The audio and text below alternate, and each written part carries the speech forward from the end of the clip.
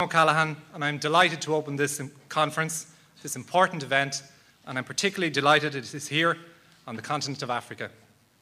I'd like to welcome you to mHealthed 2011, both on behalf of ourselves, the iheed Institute, and also on behalf of our hugely supportive sponsors, Houghton Mifflin Harcourt.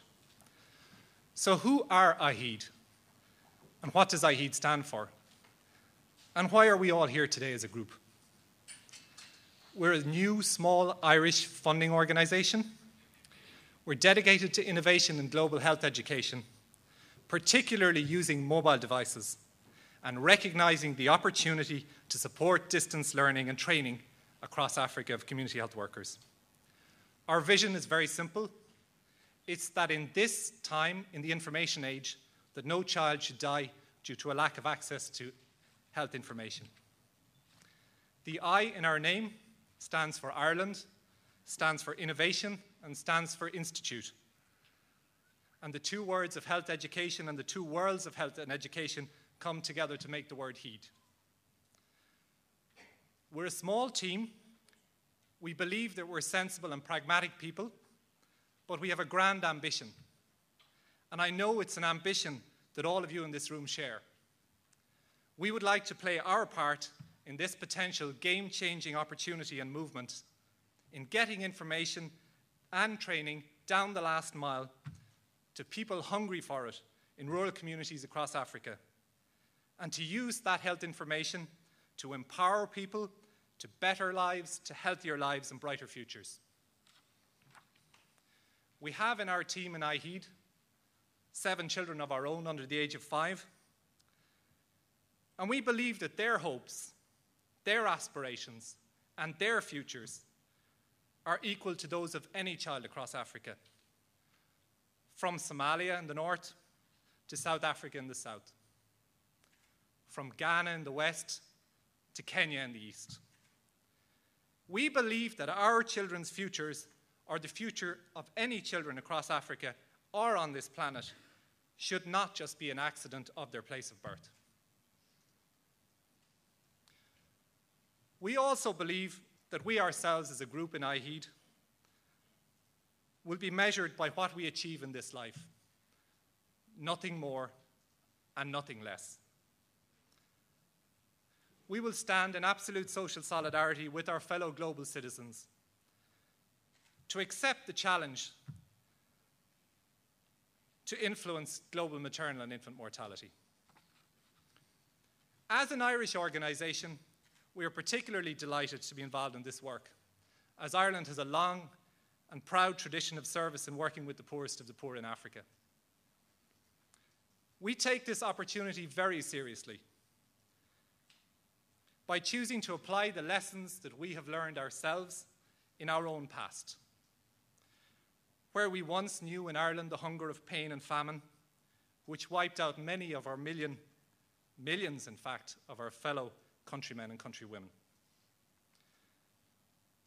We in iheed are honoured to add our voice to the voice of all of you in this room, and also to the voice of our fellow Irishmen and Irishwomen who have worked across Africa with missionary organisations, with NGOs, with governments over many decades, making much progress along the way in reducing maternal and infant mortality.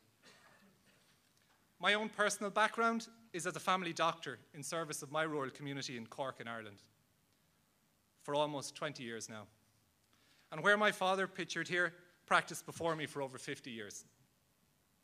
My dad, Tom, is now 83 years old and has terminal cancer and is now at the end of his life. And I know he takes great comfort in the knowledge that his life has made a real difference in this world, dedicated as he was in complete service of his community and humanity.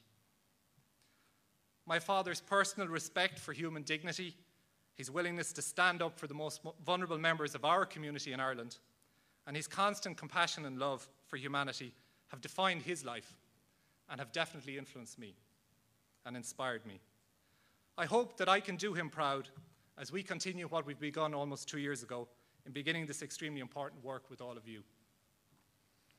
Where once in our small rural community in Ireland we had 2 doctors, 50 years ago, This was in an Ireland without rural water, or rural electricity or running water. And this picture is of a community health worker in Ireland 90 years ago. We now have 9 doctors operating from Ireland's largest primary care or community healthcare clinic, which I established. And it is here that iheed has its home, its heart, and where our team are based. But we know that such expensive healthcare infrastructure is not the answer in Africa. Nor are such medical manpower numbers achievable, nor the answer in getting to the burden of disease that continues to kill 8 million children and 350,000 mothers annually. One of the game-changing opportunities is the upskilling and training of community health workers across the continent. We now have the technology, and have for a number of years, to share that training and information by using the explosion in mobile phones to get it to where it is needed, responding to African local training needs and demands. We must work and help local governments across Africa to reach rural community health workers and to do it at scale, and to do this with game-changing content, training tools appropriate to the learning needs of the community health workers. And what we need to do then, we need to measure real time. Do these tools work? Do these new training methods result in reductions in maternal and child mortality? And does it change behavior? I believe that what we collectively will be judged by future generations, us in the room, technologists, mobile operators, doctors, global health experts, academics, and NGOs, is not how many first world toys, apps, tools of convenience we create in this information age, but how we use technology to inform, protect, and empower our most vulnerable citizens on the planet, and to give them the tools to make decisions to protect their own families, their own children, their own community's health and future. I said that we in iheed are a sensible and practical bunch of people about what we can achieve with such a small team and with limited funding for the huge scale of the work that needs to be done. We believe that if we work together with others and evolve an ecosystem of the enormous expertise such as in the room today, if we pool those skills and knowledge, that we can achieve great things together. Things we need to do. We need to share the early learning of existing fieldwork and projects, which you will hear much about today. These, I think, are very exciting and have been going on a number of years and show the enormous appetite and enthusiasm on the ground to adopt new training methods using mobile technologies. We also need to lay out the size of the opportunity and the scale of the opportunity for impact, which you will hear about in the report from Dalberg today. And then we need to break it down. We need to break it down into the bite-sized pieces, identifying the specific roadblocks that exist from the early learning, and see what organizations are best placed to take on the particular piece that they have expertise for.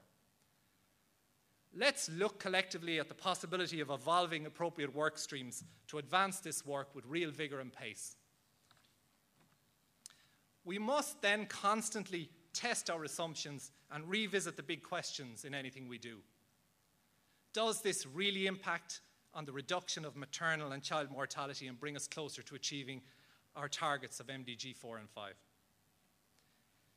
Today you will hear from what we know are the very best in global leadership in this exciting field full of possibilities, and to which some of you have made huge personal contributions and dedicated huge amounts of your lives already. We are very grateful to all of you, and also very grateful to those of you who are giving your time and expertise today and have made long journeys from across Africa to be here to speak and to be part of the panels.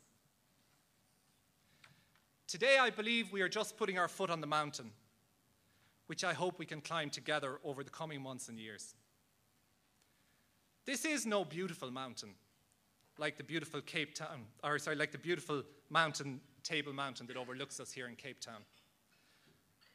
Nor is it Galtee Mountains here behind us that overlooks us at the iheed offices in Cork in Ireland, but a much more formidable mountain, a mountain of great need and also a mountain of great opportunity. Many have been close to the summit, but nobody's ever summited it. I know it is not going to be easy, as all of you do, but it never is. And it will be full of risks, setbacks, and challenges.